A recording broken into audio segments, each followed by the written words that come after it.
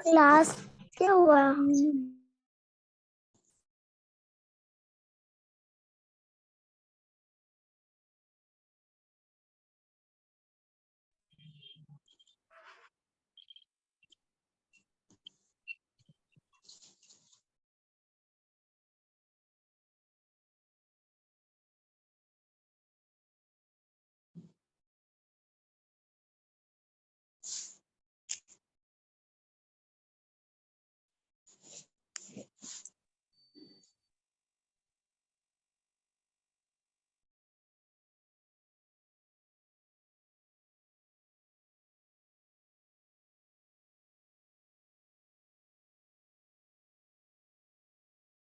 समझ में क्लियर हुआ क्या?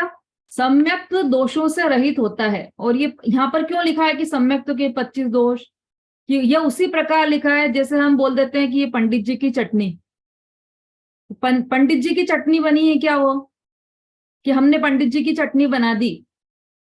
पंडित जी के लिए बनाई है चटनी कि पंडित जी की चटनी बना दी? लेकिन उसे व्यवहार से ऐसा कह दिया जाता है कि यह पंडित जी की चटनी है, यह पंडित जी का दूध है, यह पंडित जी का पानी है। तो न तो दूध उनका है, ना पानी उनका है, ना चटनी उनकी है। फिर भी उन ऐसा व्यवहार की भाषा में कह दिया जाता है। उसी तरह से यहाँ पर सम्यक्त्व के 25 दोष ऐसा कहा गया है। इसका अर्थ यह कि सम्यक्त्व इन 25 दोषों से रहित होता है। कौन कौन से 25 दोष? अब आप गिनते जाना। पहले तो 8 मद, कॉपी में काउंट करते जाना आपके 25 हुए कि नहीं हुए। 8 मद, ठीक है। मद अर्थात मान। सम्यक दृष्टि को मान नहीं होता। ऐसा नहीं होता सम्यक दृष्टि को कि मतलब मैं इतना पैसे वाला, मैं ऐसा रूपवान, ऐसा कोई भी मान नहीं होता। 8 मद होते हैं ना, धन मद, बल मद, रूप मद, प्रभुता मद। ऐसा कोई भी मद सम्यक दृष्टि जीव को नहीं होता। जो सम्यक दृष्टि चक्रवर्ती होते हैं उनके 96,000 रानियां रहती है ना। और खूब 6 खंड का राज्य होता है उनके पास, अपार संपदा होती। लेकिन बिल्कुल भी उन्हें मद नहीं होता उस संपत्ति का, बिल्कुल भी मान नहीं होता। क्यों नहीं होता उनको मान? क्योंकि उन्होंने भगवान को देखा, परमेश्वर को देखा, वीतरागी सर्वज्ञ जिनेश्वर देव को देखा। तो उन्हें समझ में आया कि अरे मैं भी ऐसा ही आत्मा हूं। अगर उन्हें पर्याय दृष्टि से देखा तो क्या देखा कि परमेश्वर को, जिनेंद्र देव को कितना आनंद है, अनंत आनंद है। उस आनंद की कोई सीमा ही नहीं है। और उनके सामने मेरा आनंद तो बिंदु जितना है। तो मैं अपने आप को कैसे बड़ा मानूं? किस चीज का मत करूं? मैं तो जिनेश्वर देव के समान उतना आनंद तो प्राप्त कर ही नहीं पा रहा हूं। पर्याय दृष्टि से देखा तो ऐसा विचार किया।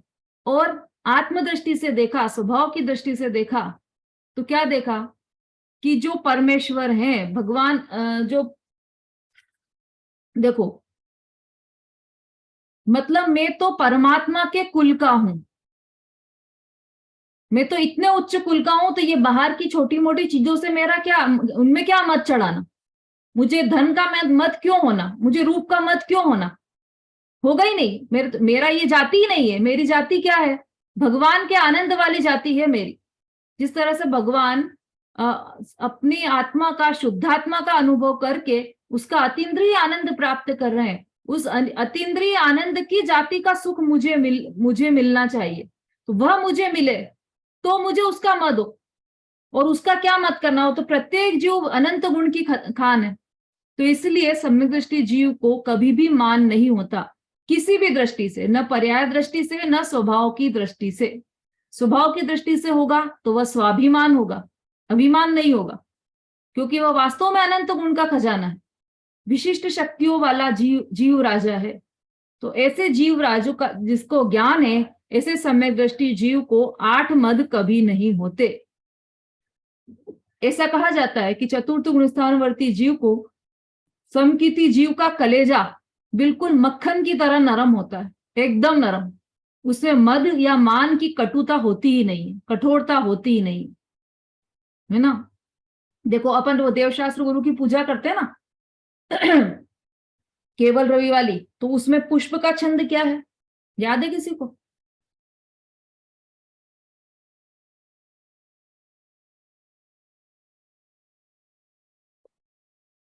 बोलिए रूबी जी। यह पुष्प सुकोमल कितना है, अंतर में रुजता का लेश नहीं, का रुजता नहीं, भेद उल्टा हो गया, अर्थ का अनर्थ हो जाता है एक शब्द में।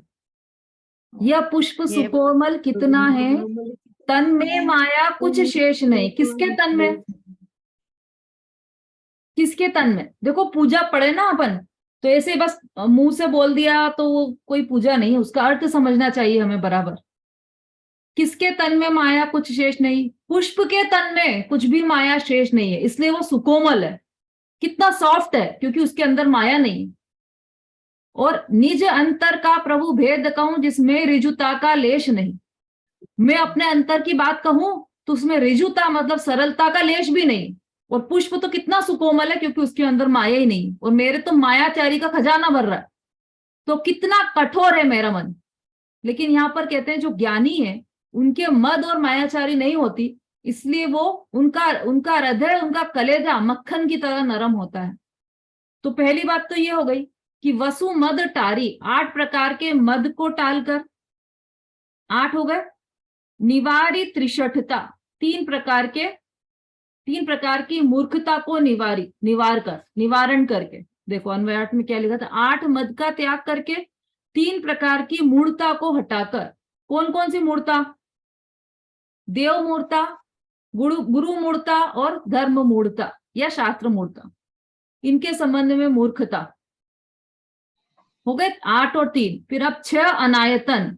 अनायतन का क्या अर्थ नीचे दिया है फुटनोट में, अन प्लस आयतन इज इक्वल्स टू अनायतन, मतलब धर्म का स्थान न होना। आयतन क्या कहलाते हैं? जिनायतन, जिनायतन कहलाता ना, तो जहां पर जिनेन्द्र भगवान विराजते हो वो जिनायतन है। तो आयतन का क्या अर्थ है? धर्म का स्थान होना। और जो अनायतन है वो मतलब धर्म का स्थान नहीं है। कौन नहीं है धर्म का स्थान? कितने नहीं है धर्म के स्थान? 6 प्रकार के धर्म के स्थान नहीं है, 6 अनायतन है। कौन कौन से? कुदेव, कुगुरु, कुधर्म और उनके सेवक, ये 6 अनायतन है। घबराइए मत, अभी एक एक का डिटेल आने वाला है अभी आगे, इसलिए अभी यहाँ पर अपन शॉर्ट में पढ़ रहे हैं।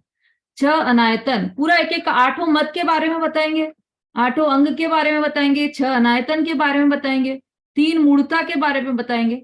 सबका बहुत सुंदर विश्लेषण यहाँ पर आने वाला है। अभी तो ये एक अनुसूची देते हैं ना, वैसी अनुसूची दी है यहाँ पर पंडित दौलत राम जी ने। तो 6 अनायतन का त्याग करना चाहिए।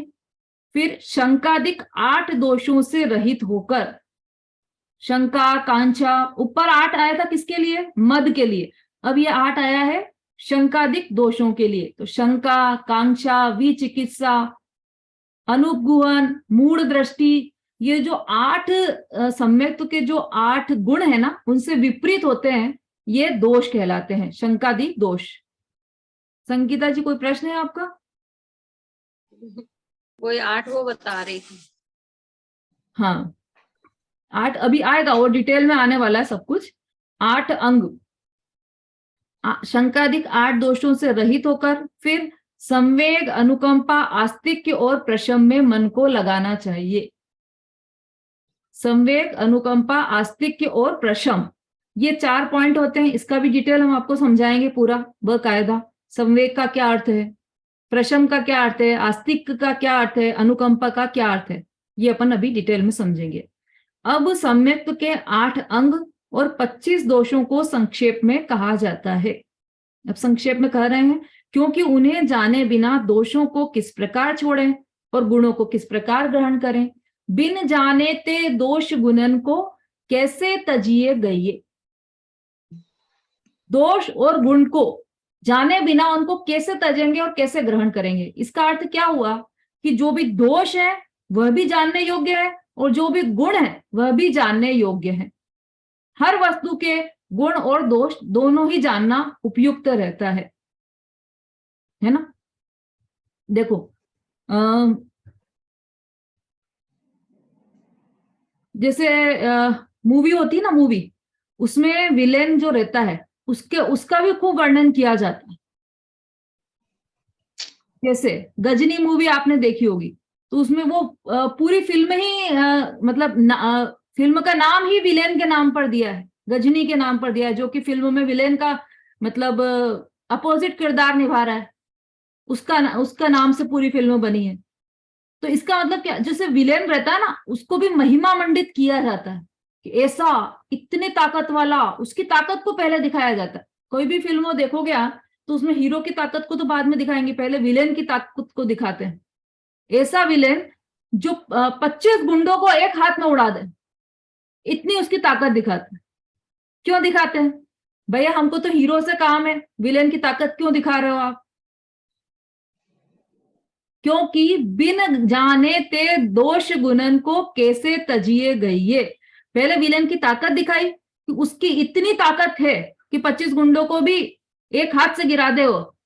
उसके बाद हीरो की ताकत दिखाएंगे कि उसके मन में इतनी पवित्रता, वो सच्ची बात के प्रति इतना डिवोटेड है कि वह एक हाथ में ही उस गुंडे को गिरा देगा, है ना। तो हीरो की अच्छाई दिखाने के लिए पहले विलेन की भी अच्छाई दिखाना पड़ती है, ठीक है। ऐसे यहाँ पर जो ये दोष है, पहले उनको बता रहे हैं कि ये क्या क्या दोष है। उनका वर्णन ही क्यों कर रहे हो? हमको तो दोष ग्रहण करना ही नहीं है, केवल गुण ही बता दो, गुण ही ग्रहण करना है कि नहीं। जब तक आप गुणों दोषों को जानोगे नहीं, तो उनको त्यागने का उपाय कैसे करोगे? इसलिए दोषों को भी जानना उपयुक्त है और गुणों को भी जानना उपयुक्त है, क्योंकि जब तक गुणों को जानोगे नहीं तो उनको ग्रहण क्यों करोगे? दोनों बातें हैं इसमें। देखिए भावार्थ में और क्लियर करते हैं अपन। भावार्थ पढ़िए।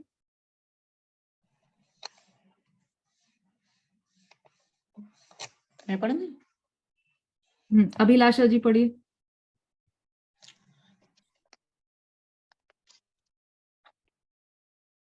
आठ मद, आवाज आ रही है?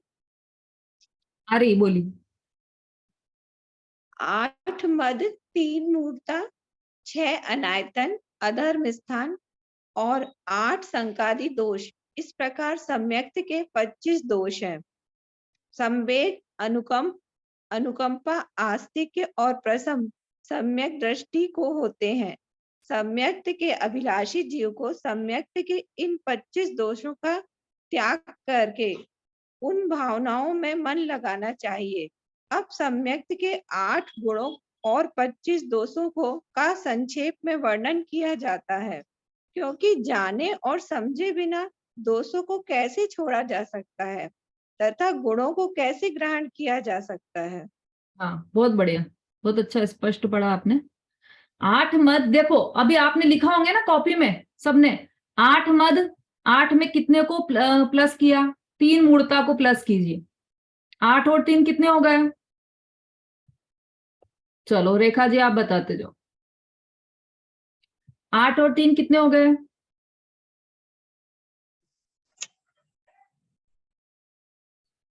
बोलिए। 8 और 3 11।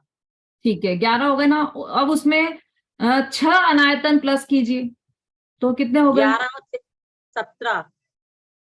अब उसमें 8 संकादिक दोष, ये प्लस कीजिए, तो कितने हो गए? 25। 25 दोष, ठीक है। ये 25 दोष, ये सबको याद रखना है। सम्यक, अब देखो इसमें ऊपर है ना, प्रशम, अनुकंपा, आस्तिक्य और संवेग, ये भी लिए थे। उनको क्यों नहीं लिया 25 दोषों में? 25 की गिनती में उनको क्यों नहीं शामिल किया? क्योंकि ये जो 25 है ये सम्यक्त्व के दोष हैं, मतलब सम्यक्त्व इन दोषों से रहित होता है। और संवेग, अनुकंपा, आस्तिक्य और प्रशम ये सम्यक दृष्टि के गुण है, सम्यक दृष्टि को होते हैं ये, इसलिए उनको दोषों में नहीं शामिल किया है। ये तो ग्रहण करता है सम्यक दृष्टि, और दोषों को तो सम्यक दृष्टि जीव छोड़ देता है। किन किन दोषों को छोड़ता है, कितने दोषों को छोड़ता है? चलो अभी किसी को याद हुआ है तो वो बोलिए। हाँ रेखा जी आप बोलिए, सम्यक दृष्टि कितने और किन किन गुणों को छोड़ता है? 8 मद, हाँ, 3 मूर्ता, 6 अनायतन और 8 दोष।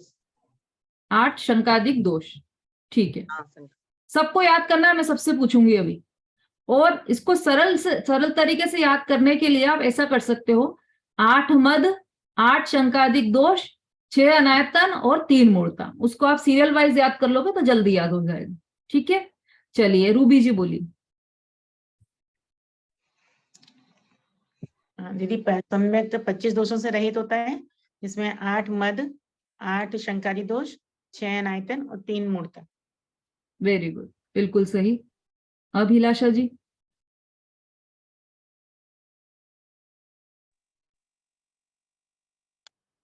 8 मद, 8 संकादी दोष, 3 मूर्ता, 60 अनायतन, ये 25 हो गए।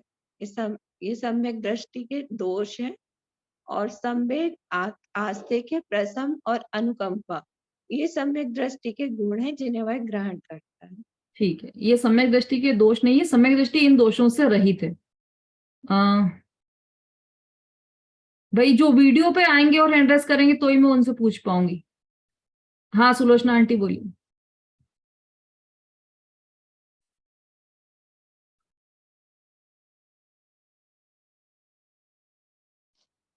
जय जिनेन्द्र दीदी। 8 मद, 8 शंकादि दोष, 3 मूर्ता, 6 अनायतन। ये क्या है? 25 दोषों से रहित। 25 दोषों से सम्यक में 25 दोषों से रहित होता है। बहुत बढ़िया, बिल्कुल सही। संगीता जी बोलिए। दीदी 8 मद, 3 मूर्ता, 6 अनायतन, 8 संकादी दोष, ये समय दृष्टि इन संकाद ग्रहों से रहित होते हैं। दोषों से? हाँ, दोषों से रहित होते हैं। ठीक है, हाँ बोलिए विशु जी। सम्यक दृष्टि 25 दोषों से रहित होते हैं। 8 मद, 3 मूर्ता, 6 अनायतन और 8 शंकादि दोष, ये सम्यक के 25 दोषों से रहित होते हैं। और 4 नहीं, बस इतना ही। हेमा जी बोलिए। सम्यक दृष्टि जी 25 दोषों से रहित होता है।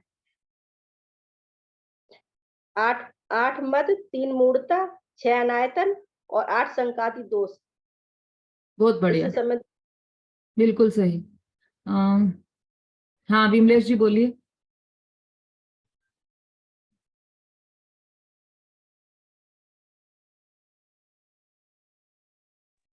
हाँ दीदी, सम्यक दृष्टि 25 दोषों से रहित होते हैं। 8 मद, 8 संकादी दोष और 6 अनायतन, 3 मूर्ता। बहुत बढ़िया, बिल्कुल सही। संगीता जी बोलिए। दीदी सम्यक दृष्टि जी 25 दोषों से रहित होता है।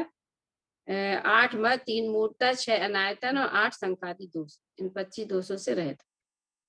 उषा जी।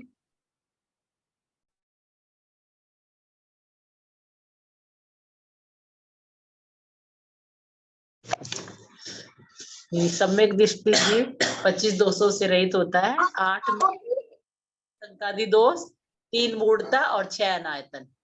मैं बोलूं? हाँ बोलिए। 8 मद, 8 शंकादि दोष, 6 अनायतन, 3 मूर्ता। क्या है ये? सम्यक दर्शन 25 दोषों से रहित है। बहुत अच्छा, वेरी गुड। हाँ, और कौन बताएगा भाई? कोई रह गया है? सबने बता दिया? हाँ अंजू जी बोलिए। जय जिनेन्द्र। 8 मद, 8 संकादी दोष, 6 अनायतन, 3 मूर्ता, ऐसे 25 संकादी दोषों से रहित समय दृष्टि होता है। बहुत अच्छा, चलो बाकी तो सबका हो गया। हाँ सरिता जी बोलिए। दीदी 8 मद, 8 शंकादिक दोष, 6 अनायतन और 3 मूर्ता, सम्यक दर्शन इन 25 दोषों से रहित होता है। बहुत बढ़िया। मेरा हैंड्रेस वाला पॉइंट खराब हो गया है, तो हैंड्रेस नहीं हो रहा है। अच्छा कोई बात नहीं, कोई बात नहीं। वो तो अच्छा हुआ देख लिया, नहीं तो फिर रह जाता आपका। वो हो ही नहीं रहा, हैंड्रेस हो नहीं रहा है। आप चेक करवा लीजिएगा, वो तो हो जाएगा। हाँ मंजू जी बोलिए। सम्यक्त के 25 दोषों से रहित होते हैं। 8 मद, 3 मूढ़ता, 8 अनायतन, 8 संकादिक, 6 अनायतन। सम्यक्त इन 25 दोषों से रहित है, बिल्कुल सही, बहुत अच्छा। अब मुझे लगता है सबको याद हो गया है ना? जिनको नहीं हुआ है वो और याद कर लीजिए ये, क्योंकि ये तो जरूर याद रखना ही है आपको। कल की कक्षा में भी पूछूंगी मैं आपसे ये, तो ये सब याद रखना है आपको, है ना? अब इनके नाम भी आएंगे तो अपन वो डिटेल और समझेंगे, ठीक है? ये भावार्थ भी हो गया है अपना, भावार्थ भी समझ गए अपन सभी। अब जिनवाणी स्तुति शॉर्ट में, कल उस दिन किसका नाम बोला था?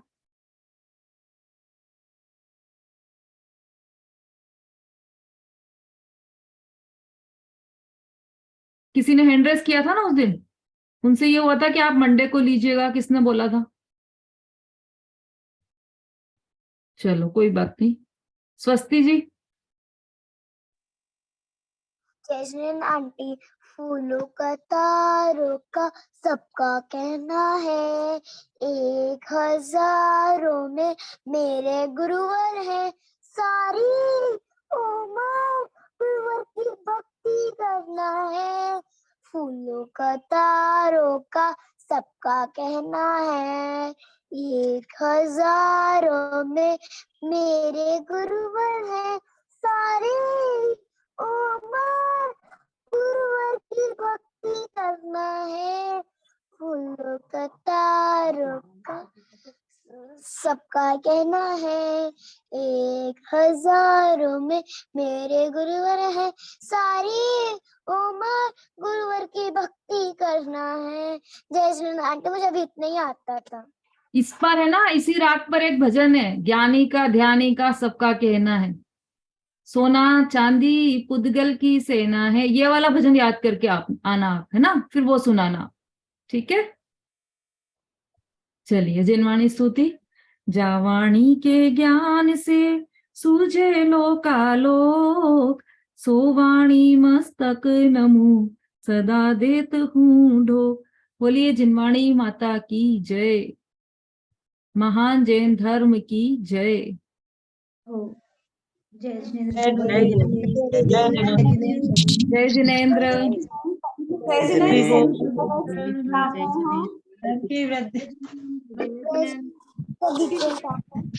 जय जिनेंद्र सभी को। जय जिनेंद्र।